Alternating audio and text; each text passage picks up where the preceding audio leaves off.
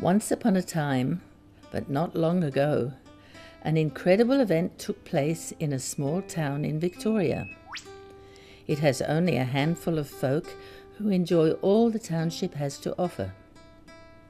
Most of the inhabitants work in a castle, occupied by the strange and dark knight, Greed. The knight is part of an international cartel, which controls much of the food the people consume in the countries it operates in.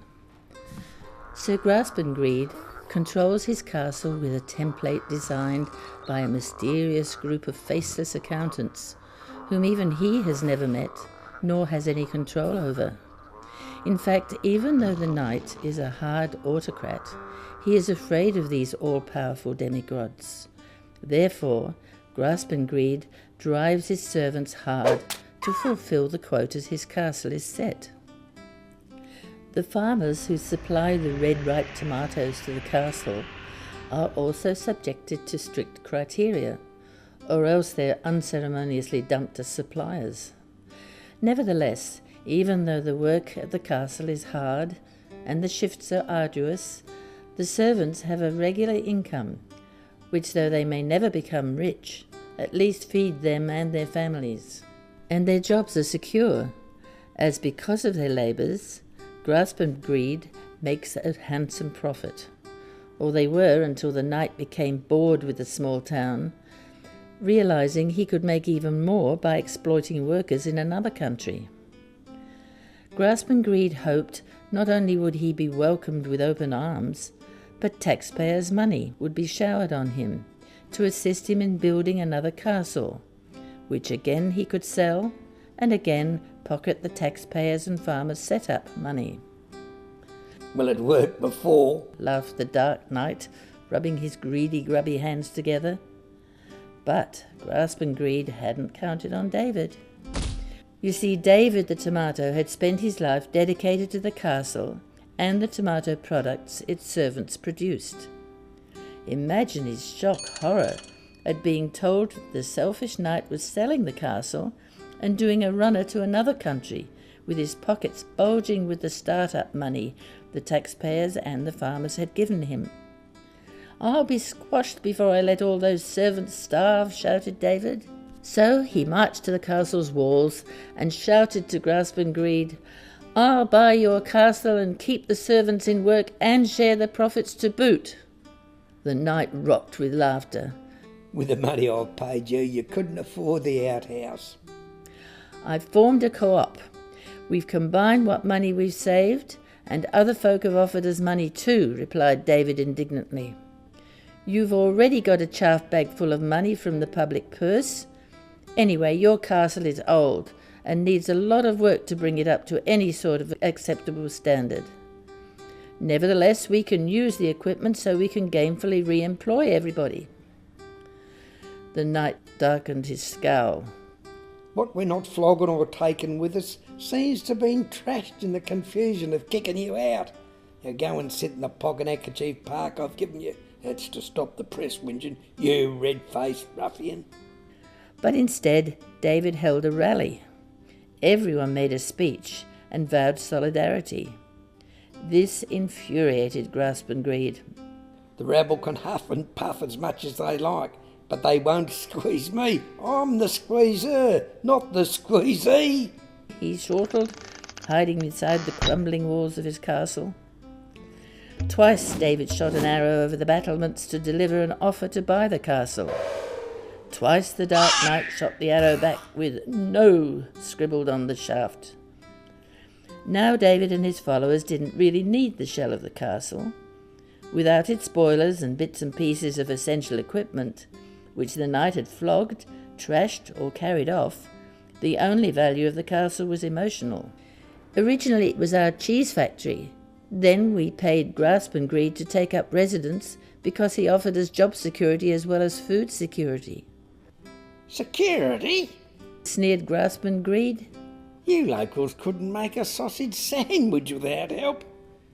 Your food's orchestrated by international companies. Like, who introduced the pie? The Poms did. Who introduced the pizza? The bloody Italians. The hamburgers, the chicken nuggets, chips. Everything except the kangaroo. Struth, even the Greeks are the barbecue kings. So, David Tomato, think it through. The Spanish conquistadors introduced the Western world to the tomato. So, son, keep your pips together and thank your lucky stars, and that's us, you've got any food at all.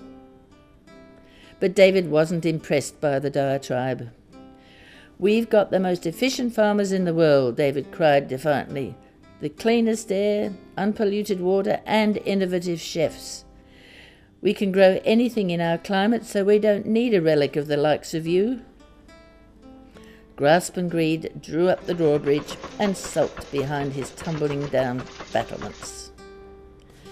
David gathered all his mates together, along with their mates and their mates too. "We'll bugger that rotter Grasp and Greed. We'll build our own brand new purpose-built castle, that's what we'll do." And so a firm of bright, bushy-tailed young Aussie architects drew up plans for a gloriously modern U-Butte People's Palace. "We'll share the profits," sang David. "The workers will own the joint, and instead of copying an American tomato sauce recipe, we'll design our own. We'll get our Indigenous brothers and sisters to gather Aussie herbs and spices to mix with our homegrown tomatoes. And we'll sell to other co-ops too," he laughed. "We'll set up other food co-ops around Australia. They'll use our tomato products and we'll use theirs. Fish co-ops and red meat co-ops, wheat and corn, chicken and everything. Think of all the fruit and vegetables that can be designed into great stir-fry foods. 'Struth, the word's our oyster." And so, with the help of a myriad of professional volunteers, David set about orchestrating the vision. They called themselves the Goulburn Valley Food Co-op. By then, they had an elected board to administer the venture, and it was all go, go, go. In the meantime, the Dark Knight was busy trying to flog his second-hand castle, whilst he pushed his new tomato sauce into the Aussie supermarkets and onto the unsuspecting Aussie consumers. Now David and his co-op were working overtime.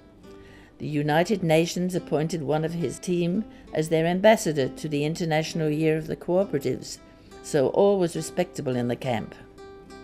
Grasp and Greed gnashed his teeth as the Australian public rallied around David, cheering the little tomato on to greater heights. The growers grew their tomatoes, the food techos and flavour formulators conspired with the product promoters and researchers who talked turkey to the wholesalers and co-op retailers.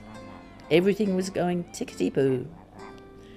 Meanwhile, the rapidly darkening night sold his old castle to a non-food fellow to produce goodness knows what. So Grasp and Greed, tail between his legs, scampered across the ditch to his new home. "Good riddance," chortled David, repressing a more colourful farewell. Grasp and Greed flogged his new serfs with a frenzy born of desperation. "We mustn't disrupt the lucrative Australian market," It hissed away good night. "Now we're not using Australian tomatoes, we can only hope the consumer's fooled. Australians don't read labels all that much, you see, so with luck we'll get away with the switch." "What about that dopey Goulburn Valley Co-op on their tomato sauce?" asked Grasp and Greed's lieutenant. "They've got no hope without us to tell them how to do it. Smote the Dark Knight. They probably can't even organise the base product without American know-how, let alone actually make the sauce." "But the workers they have made our sauce, didn't they?" Worried the second stringer. But by then, Grasp and Greed wasn't listening. He was reading an email from his masters, who were threatening him with the rack if his sauce differed in the slightest from the tomato sauce recipe which ruled the world. "There's no room for individualism in international food. We invent a flavour and everyone likes it or lumps it. You see, the beauty of our system is we don't allow flavour to play any part in the equation. That way, no one can complain if they don't like the taste because there ain't any taste. Diabolical," mused the assistant. "Stop some thinking, eh?" "They couldn't anyway," Smirked the evil one. Meanwhile, back at the Goulburn Valley, David was red in the face from rushing hither and thither, orchestrating this and that. His tomato sauce was bursting with flavour. His tomato sauce actually tasted like tomato, but tomato with added flavours which complemented the tomato. And unlike grasp and greed sauce, David's sauce had the tomato pips in it, to remind one and all of the origin of the product. After all, cried David enthusiastically, tomatoes have pips, don't they? So why not tomato sauce with pips? If we sanitize the sauce so much it looks and tastes like a laboratory-made product, people will reckon the Dark Knight's mobbers made it. Now we rush forward in time. David is a respected member of his community. He's been awarded the VC for bravery under fire. His citation read in part, Private David T.